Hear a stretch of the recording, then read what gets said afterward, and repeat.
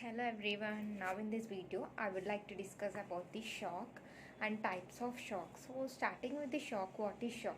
Shock, it is also called as a circulatory shock, and it is a life-threatening condition which is characterized by the deficiency of the blood supply and oxygen deprivation and buildup of waste products.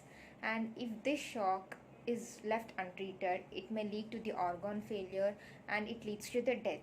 So we have four types of shock. So starting with the first one, which is hypovolemic shock and cardiogenic shock and obstructive shock and distributive shock.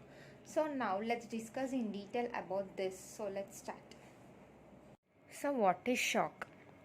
Shock, which is also called as circulatory shock, is characterized by the body-wide deficiency of blood supply causing the oxygen deprivation and buildup of waste products. If this condition is untreated, it leads to the organ failure and death. We have four types of shock.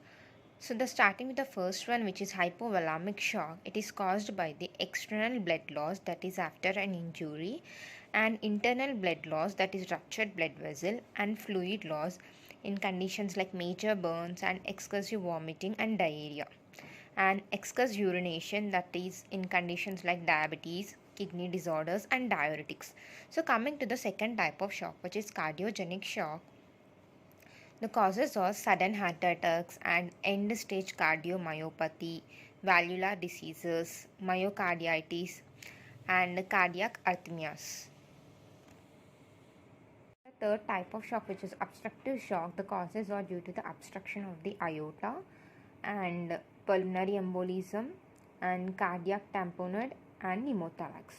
So coming to the last type of shock, we have distributive shock, that is due to the sepsis, which is an infection and which is most common, and anaphylaxis, which is caused due to the allergens, and neurogenic, which is caused by the damage to the central nervous system.